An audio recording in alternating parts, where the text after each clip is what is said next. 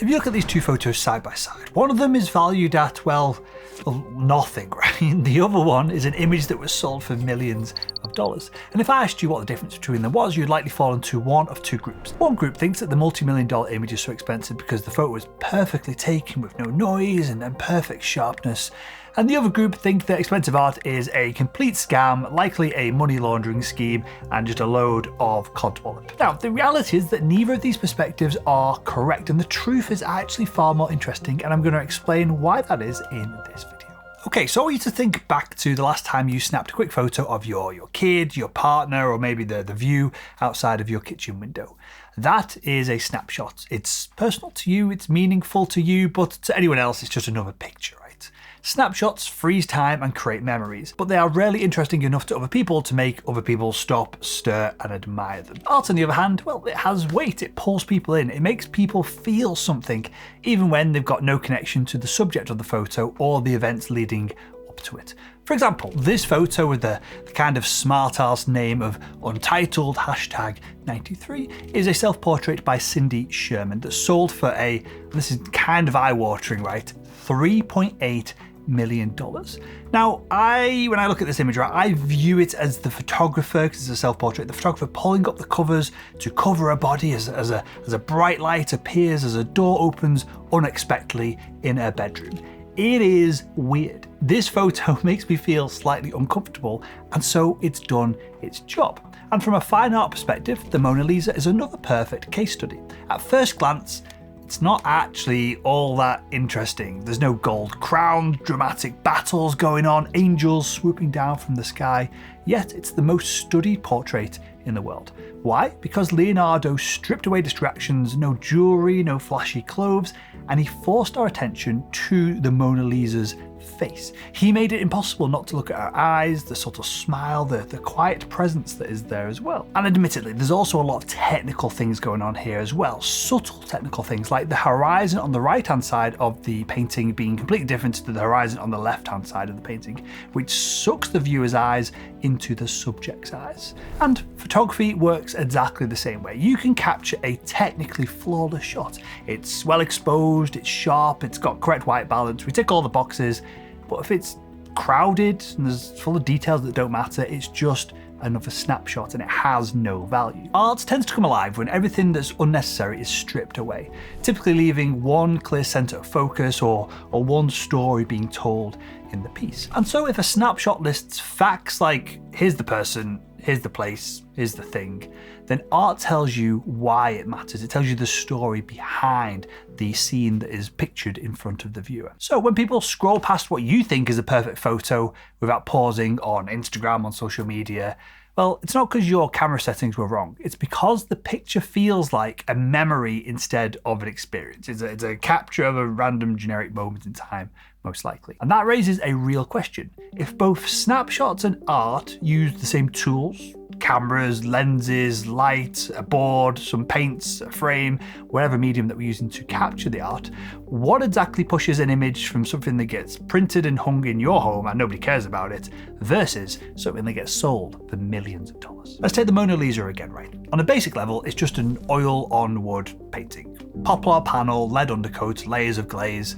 The materials themselves aren't particularly all that special. You could, with a bit of training, it might not be as good technically, but you could replicate the same image today for 50 quid if you wanted to. Yet, this single painting is insured for nearly $1 billion. And that tells us something important here. It tells us the value isn't in the paint and the materials and how it's captured. The value is in the perception of the buyer. And where did that perception come from? Well, partly from history in this specific case, because when King Francis I brought the Mona Lisa to France, it was seen as a treasure. Then over centuries, artists, critics, kings reinforced that narrative over and over and over again. Then in 1911, the painting was stolen. Newspapers all over the world plastered the empty wall of the Louvre on the front pages, and for 2 years, people obsessed over this disappearance. And when it was finally recovered, the Mona Lisa wasn't just a painting anymore, it then became a global icon, and of course, the value of it skyrocketed. And photography has parallels to this as well. Think of Stephen McCurry's Afghan Girl. It's not the sharpest or most technically perfect portrait, but the piercing eyes, the story behind the shot, the way it was captured in a moment of history, gave it enormous cultural weight. That's why that image, you probably recognize it, and it's iconic. Or consider Andreas Gerzi's Rhine 2, a photo at a flat riverbank that sold for $4 million.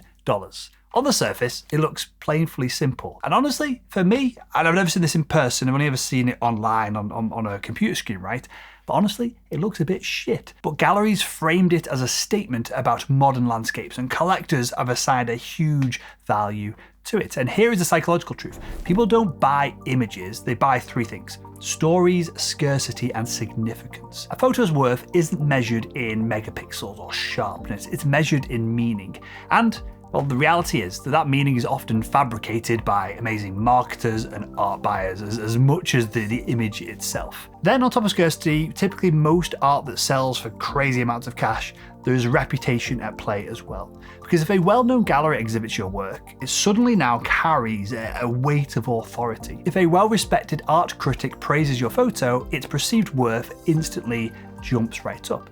It can be literally the same photo, but the context of how people see it, because some fancy dude in a blazer and expensive glasses said it's wonderful, that changes how people perceive the value of it as well. And the best example of reputation driving the value of photography sales is the controversial photographer Peter Lik. Now, this photo, and I'm using inverted commas there, was claimed to have been sold for $6.5 million in 2014.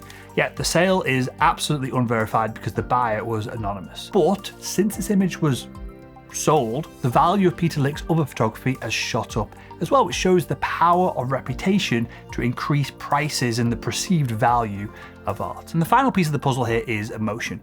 People will pay more for images that make them feel something interesting, powerful, nostalgia or sadness, even discomfort, right? For example, take this photo from Man Ray called the Le Violon d'Ingress, which I've probably completely butchered the name of it right there, but it was sold in 2022 for $12.4 million.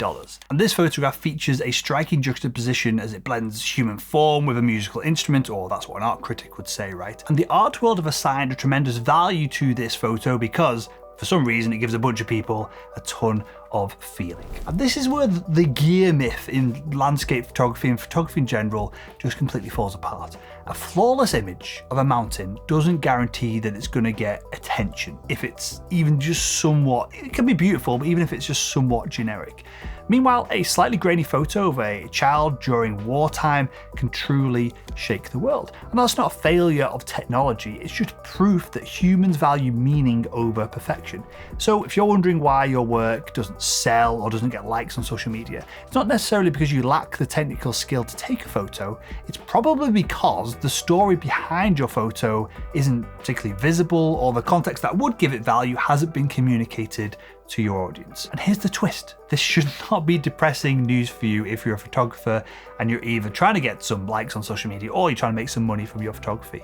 It should be freeing, because if the value comes from the perception of the art, of the piece, of the masterpiece, not the pixels, then improving your photography isn't just about buying better gear, it should be about storytelling and better awareness of how your work is received. Two things that you're absolutely in control of, which leads us directly into something even more fascinating: how people's brains actually see and interpret images. Because value isn't just built by history and culture, it's also created by the split-second reactions inside the human eye and the human brain. Let me go back to the Mona Lisa for a second, because it's not just famous because it was stolen or there's just so much hype around it.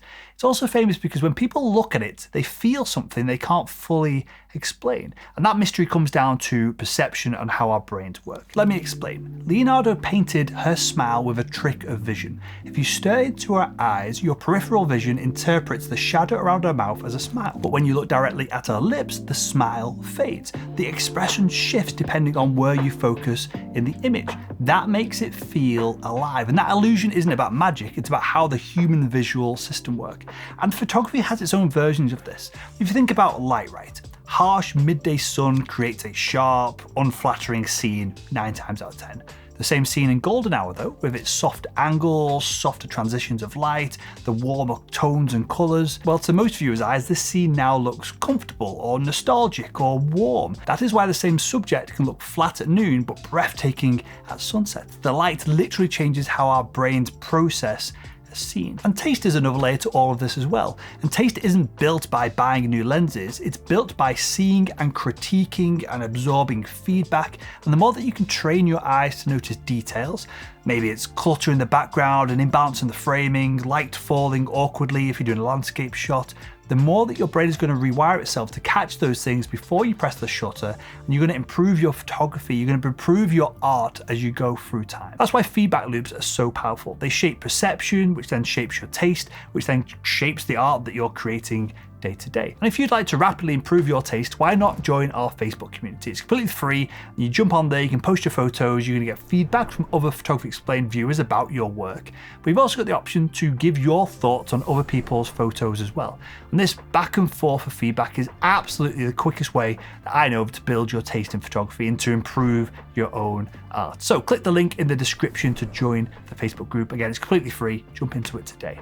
Now, with all that said, when people say a photo feels alive or it just works, what they're describing is their perception of an image. And it's not just about technical perfection, it's about how light, shadows, framing, and expressions start to trick the brain in different ways to feel emotion or presence. Because why should we feel emotion when we're looking at a flat image on a screen? It doesn't quite make sense, right? But these are all things that are easy to overlook when creating photos, but if you want to have value assigned to your work, they are things that you've absolutely got to focus on. Which brings us to the final question of this video. If the value of art is typically shaped by the perception of the image, this intangible feeling that people have when they look at it, the context of the shot, the scarcity, everything that we've been through in this video, you got to remember though that you're not just pressing a button. What you're doing here, or what the goal of this is if you're trying to create art, you're trying to shape the way people feel when they look at your image.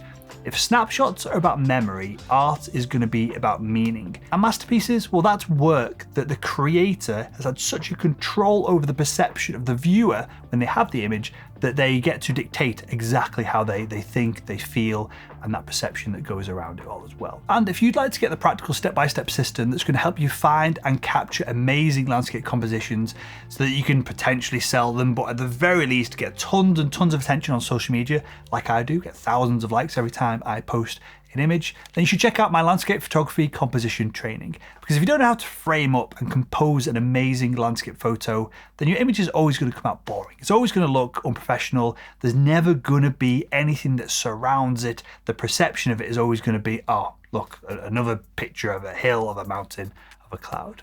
And if you know in your heart of hearts that you have what it takes to create landscape images that other people assign value to, but currently nobody really cares about what you're doing right now, then the problem isn't your camera gear. It's not your technical ability to take a photo. It's very likely your ability to compose an image. That's why I created the Landscape Photography Composition Secrets Training. It's an online video training where I share 15 bite-sized steps to find and capture beautiful landscape compositions every single time you go out with your camera. So click the link in the video description if you're ready to start taking the best photos of your life today. And with that said, yes, it makes sense. Art is more than a technical skill. It's taste, timing, psychology, it's story, it's networking with the right people, it's getting your work in the right galleries. Tons of factors decide what art has value and what art stays on a hard drive. And if you want your work to start to rise above the snapshots that are out there, you've got to start creating images that people can't ignore. That's probably the best way to wrap up this video, right? If your image is undeniable, if it's unignorable, you're going to get attention, and that attention is going to lead to someone wanting to give you some cash for it. And if you want a little bit of help making unforgettable images, why not click the video that's on the screen right now.